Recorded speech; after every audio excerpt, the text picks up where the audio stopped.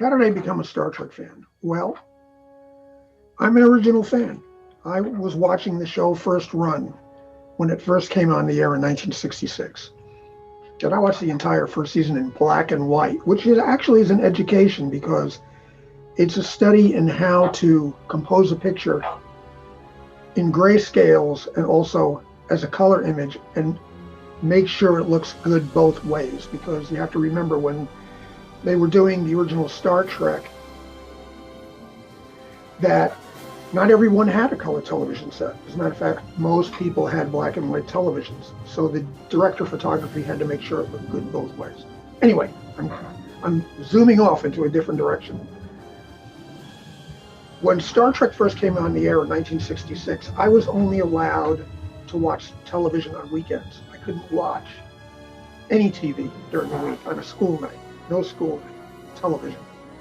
And you should also know that I was I was like 11, I guess, 12 years old. And I was a really well-read, as far as science fiction goes, kid. I had read all the classics. So I knew the difference between great science fiction and just, junk. And there really wasn't a lot on television. I mean, we had great shows like Twilight Zone and The Outer Limits and things like that. But for the most part, television was Westerns and police dramas, and as a science fiction fan, it used to drive me nuts. So anyway, I knew that there was this interesting looking show coming out because they did a lot of print ads. And it attracted my attention right away. And the trouble was, it was on like at Thursday nights at 8:30 or something like that. And there was no way my parents would let me watch it, which is really frustrating when the show first came on, because I'd be hearing from kids at school who like science fiction. And first, let me say that no one liked science fiction back then. It was a very thin strata. Now, science fiction is a big deal. But when I was a kid, if you read science fiction books, they'd chase you with a pitchfork and torches. Anyway, so it's on Thursday night. I'm hearing from my friends. And from what I could see and what I could hear, I knew this was not your usual thing. And I loved outer space stuff. And it was also, remember, it was also the race to the moon was on at the time as well. I mean, we were watching the space program as it was happening and as they were working their way towards the moon. So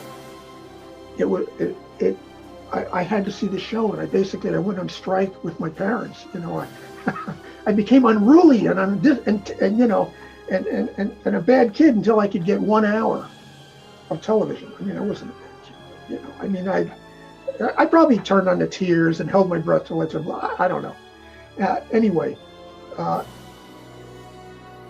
before I actually got permission from my parents, and I was hearing about it from kids at school, my mother was taking a shower, and I snuck downstairs and turned on the TV and watched about 15 minutes of an episode. And now I knew that this was unlike anything I'd seen before on television and even anywhere else. I mean, it was pretty revolutionary stuff. So my parents relented, and they gave me an hour a week, and I used to count down the days till the next episode. Then in the second season, The Making of Star Trek by Stephen E. Whitfield, Stephen Poe, came out, and that was a revelation to me. And here I am now, like about 12 years old, going on 13 or something, and I'm reading call sheets and production memos and the witty, banter in production memos, and Robert H. Justman, and these people became my family. And I used to send fan letters, and they sent me pictures, and now I felt like I was making, contact with Hollywood. And then when they tried to cancel the show, B. Joe Trimble took the Lincoln Enterprises, Gene Roddenberry, Majel Barrett's company, where they were selling, mementos from the show.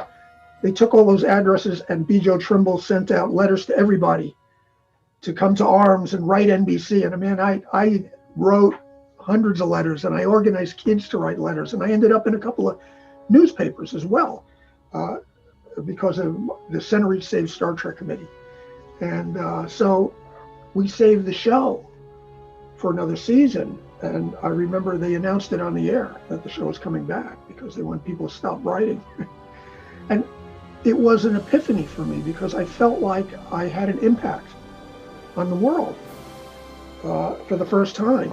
And besides that, it also struck something in my DNA as far as space travel and science fiction. And when I finally was able to watch the show, I knew that I had been right and that whoever was behind it read science fiction, actually knew about science fiction, and it showed in the episodes. And so Gene Roddenberry was like a kindred spirit to me. Well, later I ended up working on Next Generation while Gene was still alive, and working on stage and turning and looking over your shoulder and seeing Gene Roddenberry standing there watching you work, that's like insane, especially when you were a kid watching the original series and, you feel like you helped keep it on the air and you've been with it for so long. And ultimately I've spent like 17 years on various Star Trek shows and all the way through Next Generation and to Enterprise. And I've even been involved with Picard, which is, makes me feel good. And I thank Dave Blast, the production designer, for bringing me in for a few little things. Anyway, that's my long-winded story. And I hope that this is, you have fun and stay safe and watch television because apparently, you can get an entire career out of it. So, thanks. I'll see you later.